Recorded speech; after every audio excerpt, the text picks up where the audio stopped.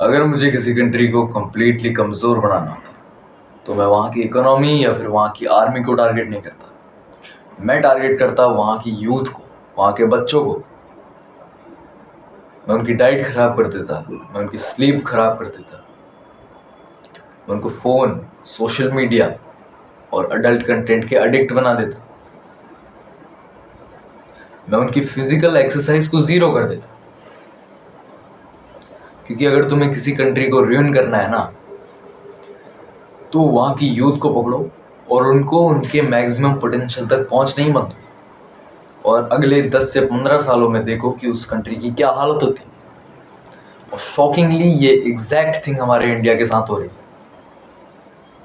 We need to be conscious about it. अगर हमें अपने इंडिया को ruin होने से बचाना है तो हमें इस चीज़ के बारे में सोचना होगा कि इस चीज़ को फिक्स कैसे किया जा सकता है। बट उससे पहले, hey, this is Shinobi and I help you in your self improvement. India और चाइना दोनों एक एशियन कंट्रीज हैं, लेकिन पिछले कुछ डेकेड्स में चाइना की हाइट ड्रास्टिकली इंक्रीज हुई है। एक बार इस ग्राफ को देखो। ये बता रहा है कि चाइना की हाइट 18 साल के लड़कों की एवरेज हाइट 1985 में 168 सेंटीमीटर्स हुआ करती थी। 2019 आते आते ये हाइट 18 साल के लड़कों की एवरेज हाइट 172 सेंटीमीटर्स हो गई। सीधा सीधा 4 सेंटीमीटर्स का फर्क। सुनने में ये नंबर बहुत छोटा लगता है, बट जनरेशन्स के हिसाब से इस नंबर को बड़ा करना कोई मामूली बात नहीं है। अब इंडिया के सिनेरियो में देखो। ये ग्राफ बता रहा है कि इंडिया की हाइट भी बड़ी है, बट वैसे नहीं जैसे चाइना की बड़ी, बल्कि कुछ डेकेड्स पहले चाइनीज लोग इंडियन लोग से छोटे होते थे। मैं ये नहीं कह रहा, या फिर ये वीडियो मैंने ये कहने के लिए नहीं बनाई है कि इंडिया की हाइट घटते ही जा रही है। मैंने ये वीडियो ये बताने के लिए बनाई है कि इंडिया अपनी मैक्सिमम पोटेंशियल तक पहुंच ही नहीं पा रहा है। सबसे पहले जेनेटिक्स। हाँ, जेनेटिक्स मैटर करते हैं। अगर तुम्हारे पेरेंट्स टॉल हैं तो तुम्हारी हाइट टॉल होने के चांसेस जनरली ज़्यादा हैं। बट यहाँ पे लोग एक मिस्टेक करते हैं। वो कहते हैं कि मेरे तो जीन्स ही ऐसे हैं इसलिए मेरी हाइट कम है। वो खुद कुछ नहीं करते। अब एक बार ये फोटो को देखो। ये फोटो है आमिर खान और उनके बेटे जुनैद खान की।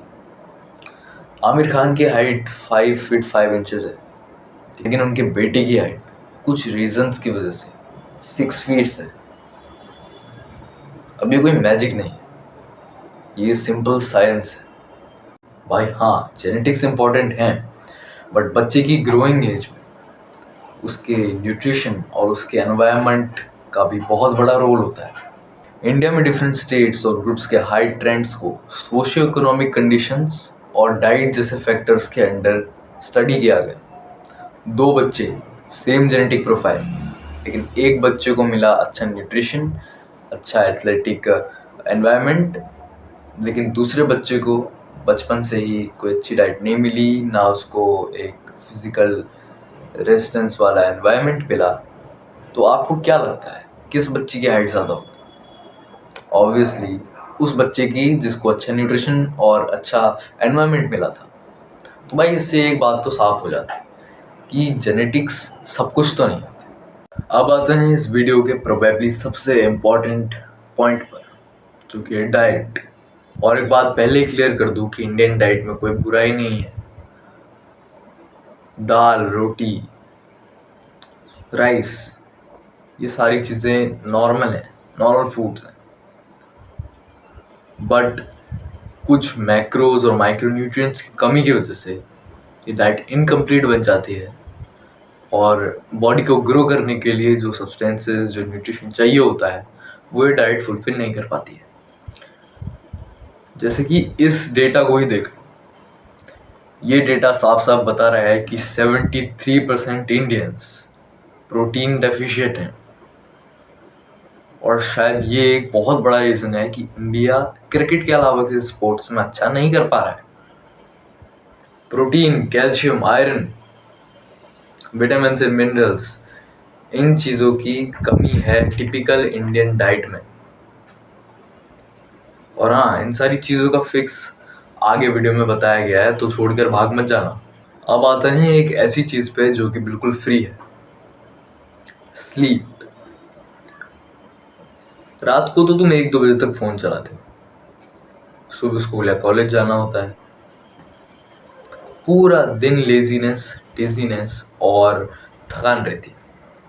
और फिर हम बोलते हैं कि भाई कंसंट्रेशन नहीं बन पा रहा। भाई तू सोया कितना है? 13 से 18 साल के टीनेजर्स को 8 से 10 घंटे की स्लीप रिक्वायर्ड होती ही होती है। इतनी स्लीप तुम्हें लेनी ही अब है अपनी ग्रोथ फेज में। बट यहाँ पे तो टीचर्स ग्रोथ को किल कर रहे हैं। कैसे? ये क्लिप देखो। मैक्सिमम 5.5 से 6 घंटे। कितने?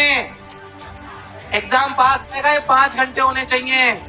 मैं 13 में 4.5 से 5 घंटे ही सोता था बस। इससे बैठ जा, इससे ज्यादा नहीं। 7 घंटे नहीं सोना है। कितने घंटे सोना है? इसमें एक टीचर बता रहा है कि अगर तुम 5-6 घंटे से ज्यादा सो रहे हो तो तुम पाप कर रहे हो। क्या भाई? स्लीप टाइम वेस्ट नहीं है। ऐसे बकवास को सुनना बंद कर दो। मुझे एक बात बताओ, अगर बच्चा सोएगा नहीं तो वो क्या करेगा? कैसे उसका पढ़ाई में अटेंशन लगेगा?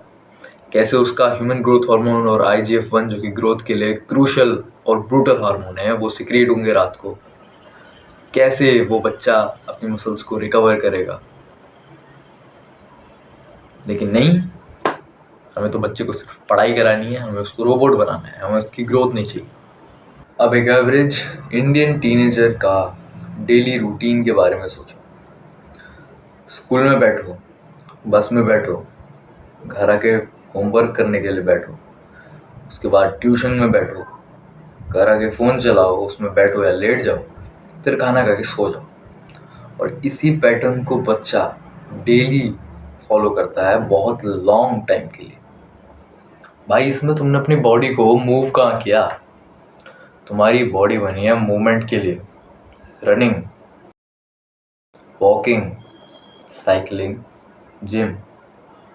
WHO ने ये क्लैरिफाई किया है कि 5 से 17 साल के बच्चों के लिए 60 घंटे की, एटलीस्ट 60 घंटे की moderate to high intensity body movement बहुत ज़रूरी है। क्या करें भाई, क्या करें? भाई रनिंग करो, वॉक करो, स्प्रिंट करो, जो पसंद आता है वो करो, जिम जाओ। और अगर जिम नहीं जा पा रहे हो तो मैं तुम्हें बताता हूँ कि क्या करना है। घर पे पुशअप्स, पुलअप्स और स्क्वाट्स मारो डेली, और फिर वॉक करो या फिर स्प्रिंट्स मारो। अपनी बॉडी को मूव करो, बैठे मत रहो दिन भर। हम ह्यूमंस मूव करने के लिए बने हैं, बड़े बड़े पहाड़ों को चढ़ने के लिए, बहुत लंबी वॉक्स करने के लिए, 10-10, 20-20 किलोमीटर। अब एक ऐसी प्रॉब्लम जो तुम्हारे बॉडी से ज़्यादा तुम्हारे ब्रेन को हिट कर रही है, अटेंशन। और हाँ, अगर तुम अभी तक इस वीडियो में बने हुए हैं ना, तो तुम्हारे लिए क्लैप्स, कॉन्ग्रेचुलेशंस। तुम्हारा अटेंशन 90% लोगों से ज़्यादा है, क्योंकि इस वीडियो पे क्लिक तो बहुत लोगों ने किया होगा, लेकिन यहाँ तक पहुँचने वाले बहुत कम होंगे। सो कॉन्ग्रेचुलेशंस। तुम पढ़ने बैठते हो, बुक खोलती है, एक नोटिफिकेशन आता है, वहाँ से तुम एक रील देखते हो, फिर दूसरी, तीसरी, चौथी, पाँचवीं, बहुत सारी रील्स देखते हो। इंस्टाग्राम से फिर यूट्यूब पे आ जाते हो। फिर 35 से 45 मिनट के बाद तुम्हें रियलाइज़ होता है कि अरे मैं तो पढ़ाई करने आया था। बुक को देखते हो, बुक तुम्हें देख रही होती है और तुम उसे बंद करके चले जाते हो। और फिर एक लाइन बोलते हो कि भाई मेरा कंसंट्रेशन बड़ा ही वीक है। अब इन सब चीज़ों को एक बार कनेक्ट करके ध्यान से देखो। Diet, sleep, movement, attention, health. अगर तुम्हारी ये सारी चीज़ें ख़राब हैं तो तुम अपना बेस्ट वर्जन फील ही नहीं कर सकते, तो तुम साइकोलॉजिकली वीक बनते हो। और हाँ, मैं एक चीज़ और बता दूं कि ये जो वीडियो है ये एवरेजेस के ऊपर बेस्ड है। तो मैं ये नहीं कह रहा कि इंडिया का हर टीनेजर वीक है, या फिर चाइना का हर एक अडल्ट, हर एक टीनेजर एकदम टॉप क्लास 6 फीट से ऊपर है। नहीं, अब देखो, अपनी डाइट को फिक्स करने के लिए उसमें तुम डेली डेयरी प्रोडक्ट्स जैसे कि दूध, दही, पनीर और अदर प्रोडक्ट्स जिसमें प्रोटीन होता है, सोया, चिकन, मीट, एग्स, इन सबको कंज्यूम कर सकते हो ताकि तुम्हारा प्रोटीन इंटेक और बाकी एसेंशियल मैक्रोज इंटेक बढ़े। अब अपनी स्लीप को फिक्स करने के लिए अपने एनवायरनमेंट को फिक्स करो। रात को सोने से 1 घंटा पहले फ़ोन छोड़ दो। अब स्लीप एक बहुत ब्रॉड टॉपिक है, तो इसके ऊपर मैं एक डिटेल्ड वीडियो बनाऊंगा, उसको जा कर के देख लेना। अब बॉडी मूवमेंट में मैंने तुम्हें बता ही दिया। अगर तुम जिम नहीं जाते हो तो स्प्रिंट्स करो, वॉक करो, साइकिल चलाओ, किसी स्पोर्ट्स में जाओ, और अगर कुछ नहीं पता है तो डेली पुशअप्स, पुलअप्स और स्क्वाट्स से शुरू करो। अटेंशन के लिए तुम क्या कर सकते हो, मेडिटेशन कर सकते हो। ये एक बहुत अच्छा तरीका होता है। तुम डिफरेंट मेडिटेशन स्टाइल्स को स्टडी करके अपना फेवरेट उठा सकते हो और उस पर प्रैक्टिस कर सकते हो डेली। ये थे कुछ क्विक फिक्सेस जो कि तुम्हारी लाइफ को पहले से काफ़ी ज़्यादा बेटर बना देंगे। अब मेरा काम था बताना, मैंने बता दिया। जिसको समझ आई होगी बात वो समझ गया होगा। दैट बीइंग सेड, मिलते हैं हम नेक्स्ट वीडियो में। तब तक के लिए बाय बाय।